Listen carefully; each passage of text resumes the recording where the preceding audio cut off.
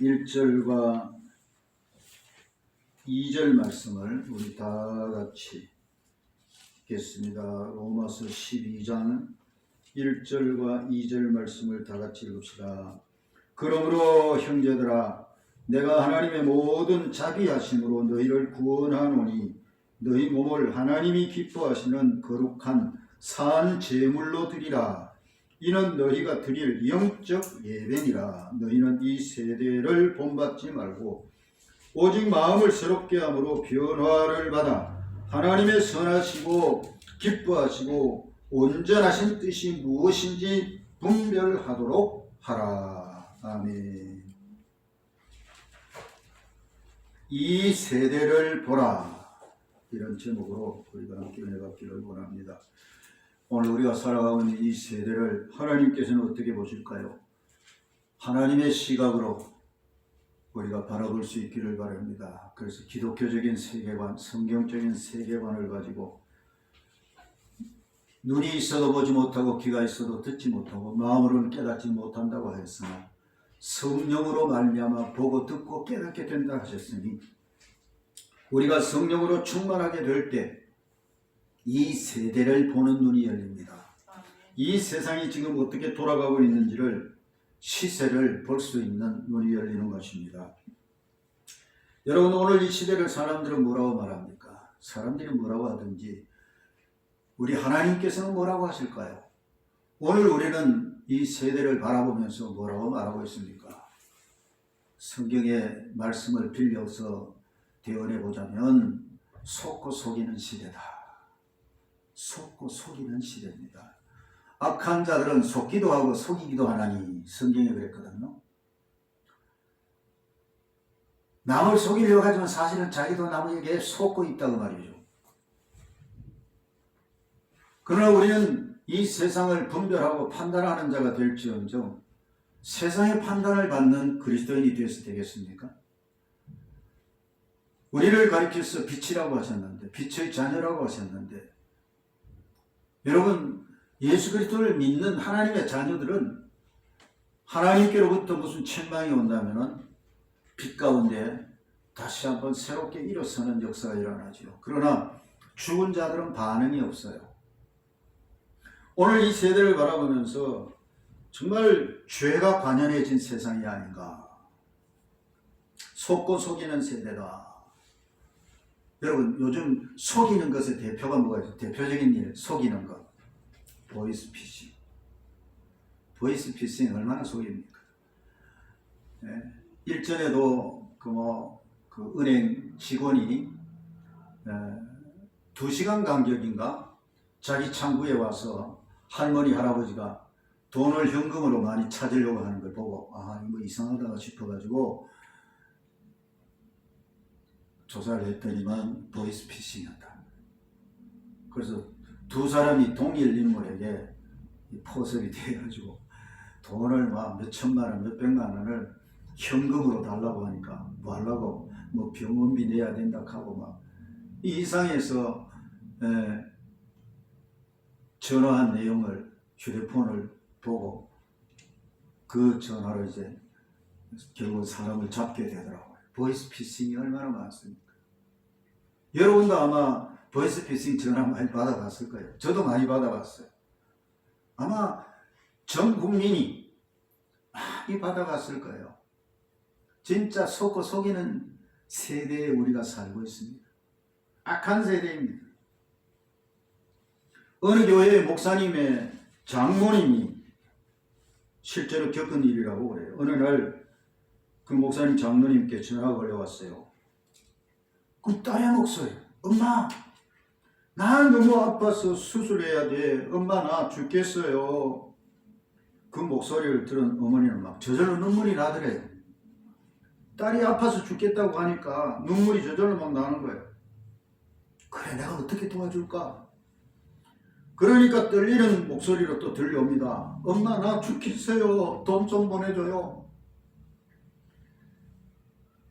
여러분, 요즘은 이 인공지능이 발달해가지고요.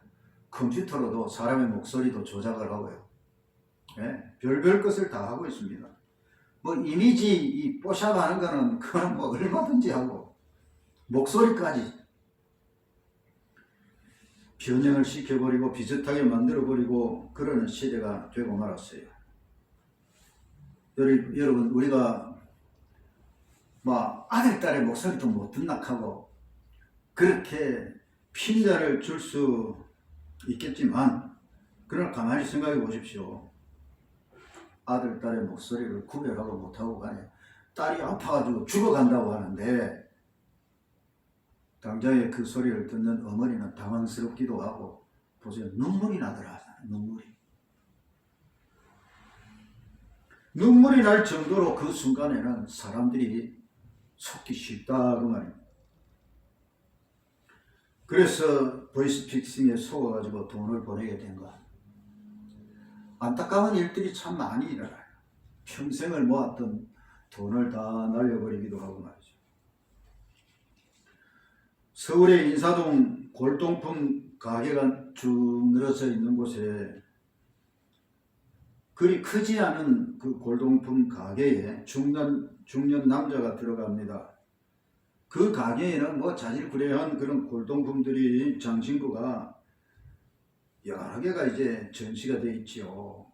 가게를 둘러보던 그 남자는 구석진 곳에서 고양이 한 마리가 오래된 도자기처럼 보이는 그 그릇에 머리를 들이대고 뭘 핥아먹고 있는 거예요. 가만히 보니까 그 도자기가 지금 고양이 밥그릇인데 그 도자기가 이게 보통 도자기가 아니라 말이죠. 그래서 가까이 가서 보았더니만 값을 헤아릴 수 없는 중국 명나라 때의 유물인 것이 자기 눈에 들어왔어요.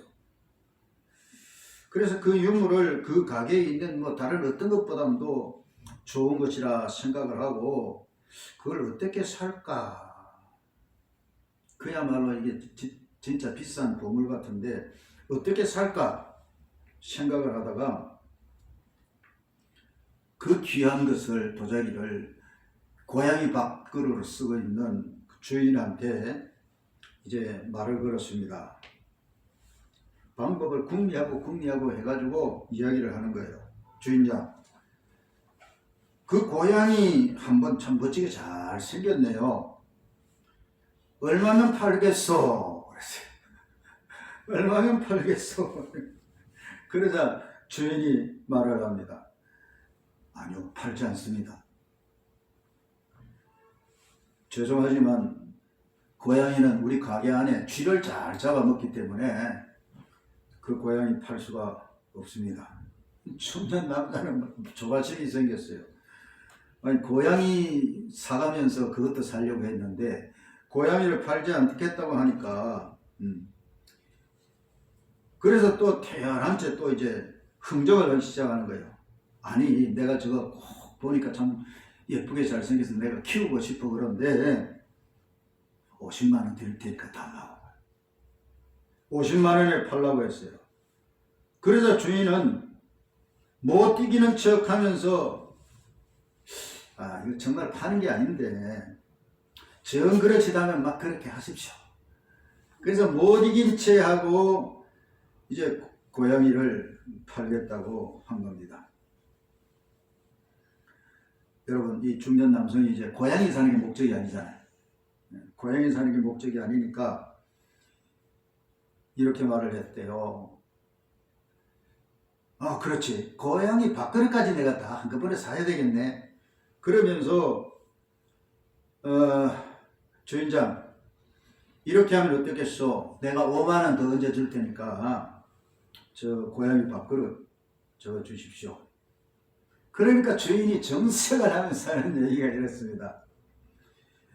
저 접시요, 저 그릇요, 절대 안 됩니다. 사실 저거는 중국 명나라 때 도자기거든요. 제가 가장 아끼는 보물이에요. 값을 따질 수가 없습니다. 그러면서 덧붙이는 말이었어요. 제가 재밌는 이야기 하나 해드릴까요? 그러면서 하는 말입니다. 글쎄 말입니다. 저 그릇을 들여온 후로는 저 그릇을 보는 사람마다 얼마나 그걸 가지고 싶어 하는지, 제가 그 그릇 때문에 지금까지 고양이를 17마리나 팔았어요. 고양이를 17마리나 비싼 값에 팔았습니다. 여러분, 이 이야기를 들어보니까 머리 싸움이 보통이 아니잖아요. 진짜 속고 속이는 세상입니다.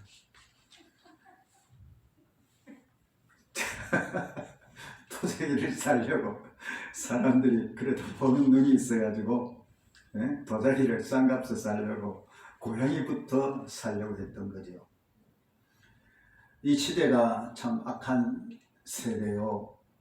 오늘 읽은 말씀에 보면은 이 세대를 본받지 말라고 그랬죠. 이 세대를 본받지 말라.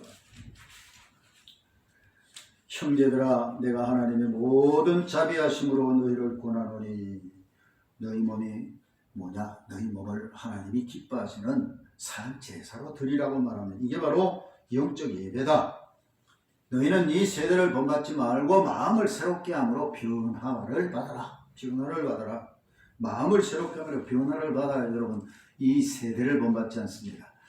우리가 마음이 새로워지지 아니하고 마음이 청결하지 아니하면은 다시 말하면 보는 눈이 흐리멍텅 해가지고 무엇이 옳은지도 몰라요. 그래서 오늘 말씀에도 하나님의 선하시고 기뻐하시고 온전하신 뜻이 무엇인지를 분별하라. 하나님의 뜻이 분별이 안 되니까 속는 거예요. 하나님의 뜻이 분별이 안 되니까 그냥 자기 육신의 생각대로 해버리는 것입니다. 그러면 우리의 육신의 생각은 이 세대를 본받아요. 이 세상 풍속을 쫓아가는 것입니다. 오늘날 이 세대가 세상 풍조를 보면은 우리가 따라가면 안 되는 세상인데 우리가 마음이 새롭게 되지 아니하고 깨끗하지 못하고 성령으로 충만하지 못하면은 이 세대를 본받습니다. 세상에 보이는 게 너무 좋아. 눈에 보이는 게 너무 좋은 거예요. 그래서 막 그렇게 살고 싶은 거예요. 여러분 디모데후서 3장 1절 이하를 보면은 말세에 고통하는 때가 이르리니 하면서 말세의 사람들의 그 특징을 잘 표현해 주셨고 예언해 주셨어요. 여러분 말세 주님이 오시기 전에 이 마지막 이 세상이 어떤 모습을 보일까? 사도 바울을 통해서 사도 바울이 성령의 감동하심을 받고 마지막 때 사람들의 모습을 정말 정확하게 오늘 이 시대를 보면 사람들의 특징이 그대로 드러납니다. 첫 번째가 사람들이 자기를 사랑한다 했잖아요.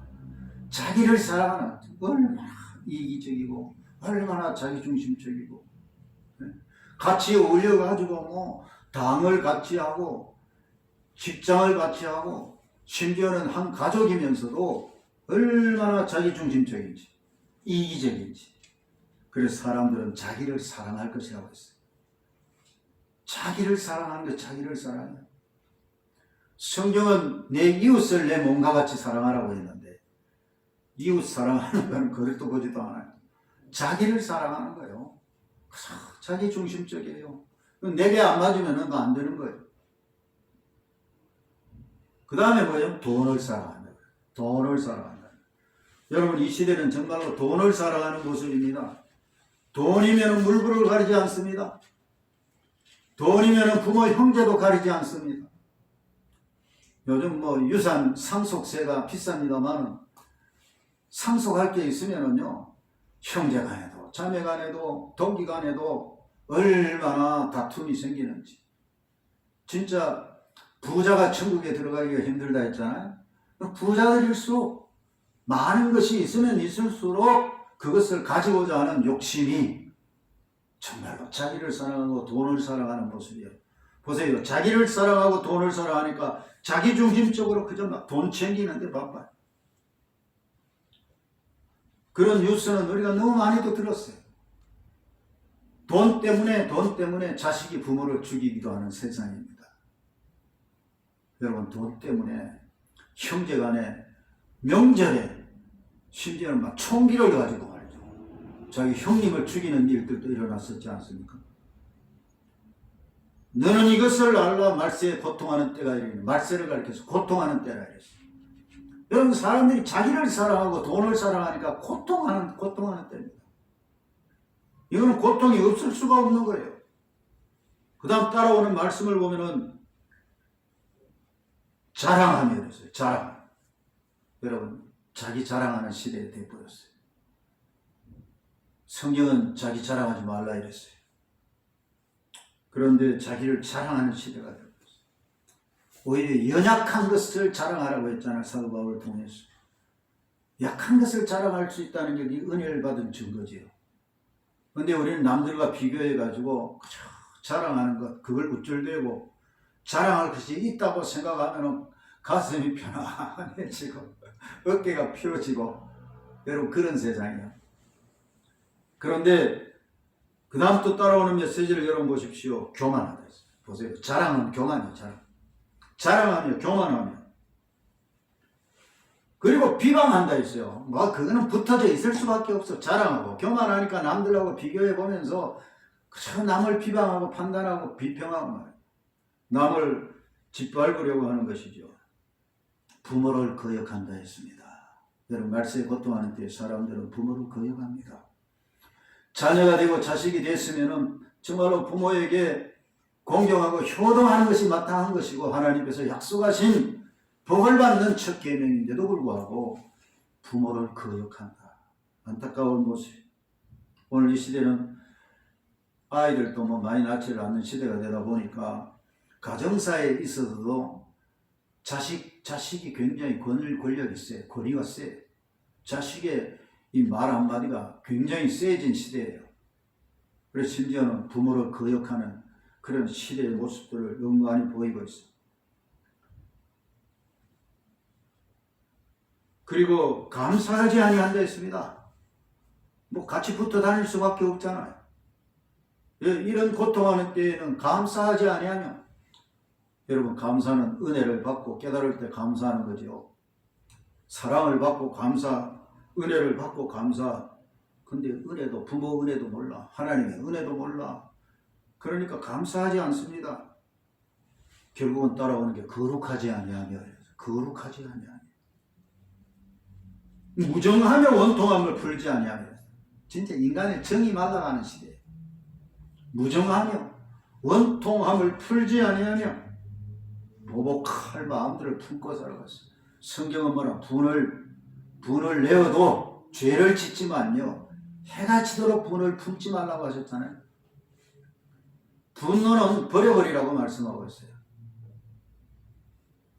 그런데 여러분 이 시대의 사람들은 정말 무정하며 원통함을 풀지 아니하며 분노가 쌓이고 스트레스, 분노의 스트레스가 그 사람을 얼마나 망가뜨려 버리는지. 도무지 통제가 되지 않아. 그래서 모함하며 절제하지 못하겠어요. 모함하며 남을 험담을 하고 막 모함을 하고 네. 온갖 그런 말거리를 하나 잡으면은 그저 모함하고 참 이 절제하지 못한다는 걸 보십시오. 성령의 9가지 마지막에 절제인데 열매가요. 근데 여기 절제하지 못한다고 했어요. 절제하지 못해. 분을 참지 못하고 혈기를 참지를 못하고 네. 어느 목사님 간증안에 그런 얘기야. 자기가 신학교 졸업을 할 때 어머니가 오셔가지고 목걸이를 주는데 목걸이에 신망의 인 넉자를 적어가지고 믿음과 소망과 사랑 마지막에 인내 참아래 참으로 하는 거야. 참으로 하는 거야. 근데 못 참아. 절제를 못해. 고통하는 때에 사람들이 절제를 못합니다. 결국은 뭐예요? 그 다음 따로 사나움이 열렸어요. 막 사나움이 그대로 드러나는 거예요. 선한 것을 좋아하지 아니하면 이 기본이 잘못되어 있잖아요. 선한 것을 좋아하지 아니하면 배신하면 여러분 배신합니다. 그리고 조급하다 했어요. 조급. 왜 그래 조급한지. 이게 우리가 성령으로 충만하지 못하면 조급할 수밖에 없어요. 온유함이 사라져버리니까. 온유함이 있으면 정말 길들여진 그런 삶인데 그렇지 못하니까 조급합니다. 또 앞에 뭐 교만도 나왔지만 여기 또 자만하며 이랬어요. 자만하며. 쾌락을 살아가기를 하나님 사랑하는 것보다 더하며, 그냥 육체의 쾌락을 쫓아 살아가고 있어요. 잠시 잠깐의 쾌락을 위해서 사람들이 술도 마시고 그 육체의 쾌락을 그저 자기 욕심대로 누리고 있지 않습니까? 뒤에 가면 이제 한마디로 경건의 모양은 있으나 경건의 능력은 부인하니 이 같은 자들에게서 내가 돌아서라라고 말씀하고 있습니다. 여러분, 말세에 고통하는데 사람들이 살아가는 이 모습, 이 세대의 모습입니다. 너희는 이 세대를 본받지 말라 하셨는데 이 세대가 이제 디모데후서 3장 1절 이하에 나타난 이 모습들이 그대로 나타나지 않습니까? 자기를 사랑하고 돈을 사랑하고, 뭐 전체를 일괄해서 말하면 완전히 이거는 부도덕 하나님이 없는, 성령이 없는 사람. 유다서에 보면은 이런 사람들은 성령이 없는 이라고 했어요. 그 가운데 성령의 역사가 없으니까 그저 육신의 생각을 따라, 육신의 소욕을 따라가니까 로마서 1장에 보면은 사형에 처하는 그런 언도를 받아야 마땅할 사람들이다. 그렇게 말씀을 하고 있습니다. 성도 여러분, 오늘 우리가 이 세대를 바라보며 본받지 말아야 되는데 이 세대는 하나님을 거역하고 있습니다. 속속들이 불법을 행합니다. 부정합니다. 음란과 부정과 사욕과 불의와 모든 악독을 쫓아간다고, 골로새 3장에 보면 이 시대성을 그렇게도 말씀하고 계세요. 심지어는 하나님의 자녀들이라고 말하는 사람들조차도 겉모습은 경건의 모양은 있는데 하나님의 능력, 경건의 능력이 실제로 없어서 쉽게 무너져 버리고 만다 이 말이에요. 여러분, 능력이 없으니까 쉽게 무너져 버려요. 안타까워요. 속 사람이 강건하지 못하니까 겉으로는 뭔가 괜찮은 것 같아도 잠시 잠깐이라도 어려움에 처하면, 환난에 처하면 쉽게 무너져 버린다. 그래서 우리는 환난은 인내를, 인내는 연단을, 연단은 소망을 이루는 줄로 알고 환난 중에도 기뻐해야 된다고 했잖아요. 그래서 우리는 믿음의 진력을 해야 되는데 이 세대를 본받지 말고 마음을 새롭게 함으로 변화를 받아 이 세대를 본받지 말아야 된다. 오히려 뭘 어떻게 해야 된다고요? 우리 하나님께서 선하시고 기뻐하시고 온전하신 뜻을 가지고 계시니까 그 하나님의 뜻을 분별하고 우리는 하나님의 뜻대로 살아가는 하나님의 백성, 빛의 자녀로서 빛을 발하는 삶을 살아야 된다는 것입니다. 여기 본받지 말고 그랬는데 본받는다는 말은 어떤 의미가 있냐면은 비슷하게 그 모양이 만들어져 간다는 것입니다. 우리가 복사한다 하잖아요. 본받는다는 말은 복사한다는 의미가 있는 거예요. 요즘 아이들 보면은 이 시대에 뭐 문화를 얼마나 빨리 습득을 합니까? 아이들이 랩송을 하는 거 보면은 또 춤추는 거 보면은 와, 어떻게 저렇게 잘 추는가? 빨리들 변화되고 있어요. 또 이 시대를 보면은 이 성령 수술을 참 많이 하죠. 성령 수술을 참 많이 하는 시대입니다. 다시 말하면 하나님께서 우리에게 주신 것 그대로는 불만족한 것. 결국은 너무 많이 꾸미는 시대다. 여러분이 속은 그렇지 않는데 겉을 꾸미면 어떻게 합니까? 그래서 너희 속사람을 단정하게 하라고 성경은 말씀하셨어요. 오늘 우리 이런 모든 것에서 변화를 받고 새롭게 하심을 입어야 됩니다. 이 세상이나 세상의 시대가 흘러가고 있는 패턴, 흐름, 틀, 우리는 그런 것들을 본받지 말아야 됩니다. 구약시대까지 우리가 다 들추어 보면은 하나님을 섬긴다고 하는 사람들도 술에 취하기도 하고 말이죠. 하나님이 명하신 그런 대로 섬기지를 못하고 다른 물을 향로에 담아가지고 성소에 들어가다가 죽임을 당하는 것도 우리는 봤죠. 하나님 앞에 직접 하나님이 자기 백성들을 어떻게 다스리시고 징계하셨는가는 성경을 통해서 잘 알 수 있습니다. 오늘날 우리가 예수 그리스도 안에서 은혜 아래 있기 때문에 어찌든지 회개하고 돌아오기를 기다리시는 하나님 앞에 우리는 감사해야 되죠. 진실로 구원함을 받은 사람들은 그 속에 하나님의 씨가 있기 때문에, 요한 1서를 보면 하나님의 씨가 있는 사람들은 그러니까 고의적인 범죄를 하지 않는다 그랬어요. 우리가 속아서 어떨 때는 미혹을 당해서 자기도 모르게 죄를 범하기도 하지만 하나님의 씨가 있는 구원받은 백성들은 고의적인 그런 죄에 빠지지는 않아요. 오늘도 우리를 사랑하시는 하나님께서 주신 은혜를 감사하면서 여러분 읽은 말씀을 통해 사도 바울이 우리에게 주시는 이 메시지가 로마서를 보면 1장에서부터 11장까지는 우리 믿음 생활이 무엇을 믿는가 하는 것을 쭉 말씀을 했어요. 그래서 교리적인 부분을 말씀하고 12장부터는 그러면 어떻게 살아야 되는가를 말씀하고 있어요. 어떻게 살아야 되느냐? 그 전체적인 아우르는 말씀이 바로 너희는 너희 삶 자체를 너희 몸으로 하나님 앞에 산 제사를 드리는 삶을 살아라. 삶이 예배가 되어야 된다. 그것이 진짜 영으로 드리는 예배다. 그렇게 영으로 예배드리는 삶의 예배가 되기 위해서는 너희는 마음을 새롭게 함으로 변화를 받아 이 세대를 본받지 말고 오직 하나님의 선하시고 기뻐하시고 온전하신 뜻이 무엇인가를 분별하는 자로 살아라라고 권고해 주고 계시는 것입니다. 오늘 우리가 하나님이 베풀어 주신 그 은혜 속에서 믿음으로 살아간다면은 베드로 사도는 이 시대를 가리켜 우리가 삶을 통해서는 나그네 인생을 살라고 했지요. 나그네의 삶이라고 말씀하고 계세요. 베드로전서 1장 14절 이하에 보면 너희가 순종하는 자식처럼 전에 알지 못할 때에 따르던 너희의 그 사욕을 본받지 말고, 그냥 사욕을 본받지 말라.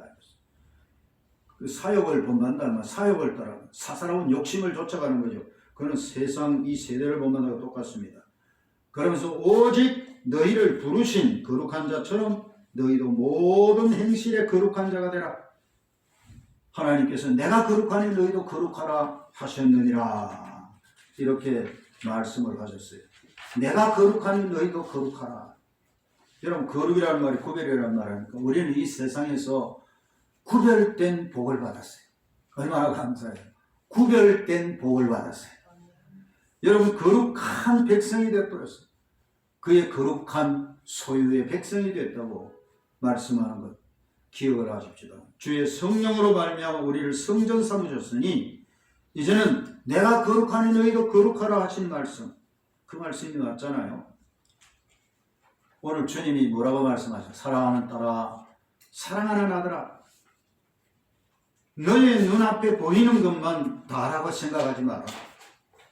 보이지 않는 영적 세계가 있지 않느냐?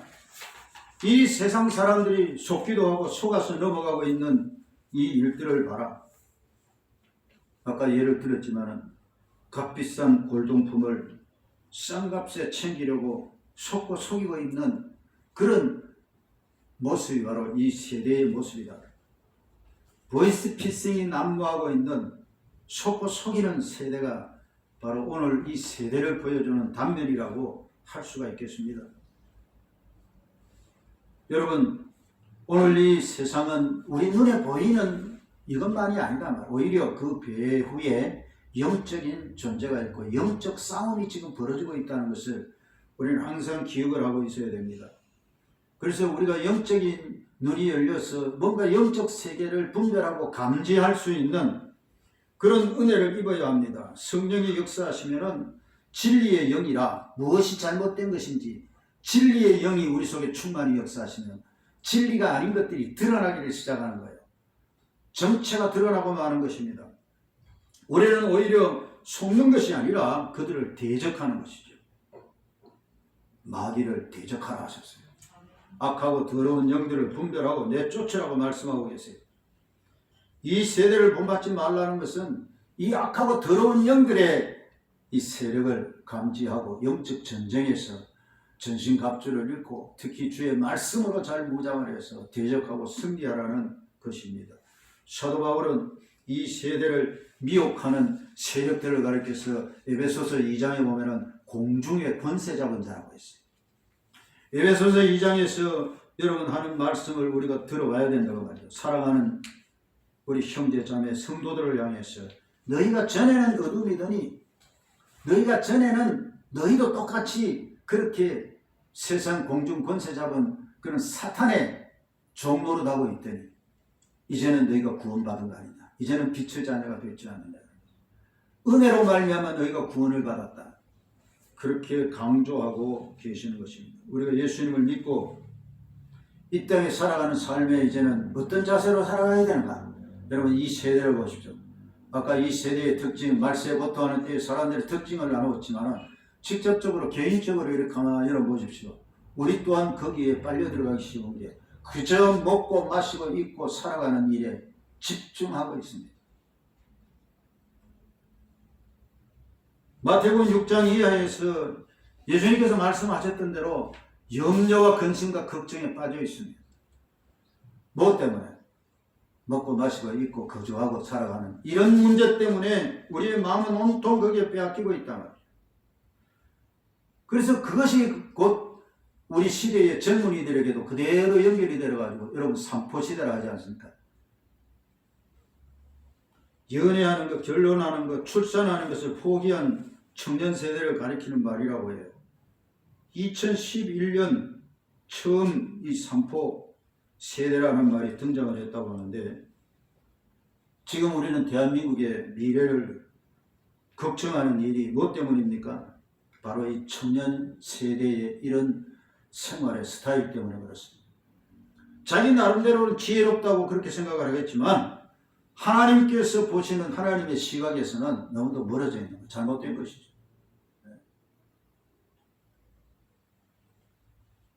물론 저출산, 고령화, 일자리 문제, 복지 문제, 경제 위기, 또 정치 부패, 온갖 그런 다양한 용어들이 지금 우리 앞에 참 아른거리고 있습니다만은 정말 이 세대에도 여전히 하나님이 이 온 세상의 주권자이시고 다스리시고 계시며 하나님이 어떻게 보실까 이런 마음을 가져야 되는데 우리가 하나님 앞에서 정신을 차리면은 바로 디모데후서 3장 그 1절에서 5절까지 마지막에 뭐라고 해요? 너희는 이런 자들에게서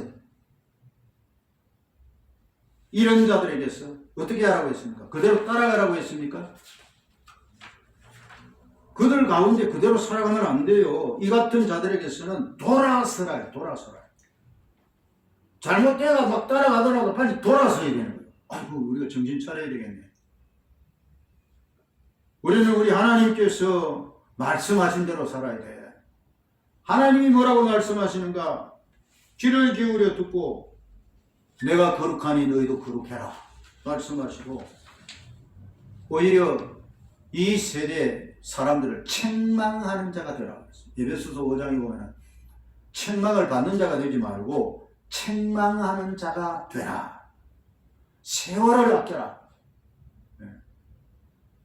때가 악하니라.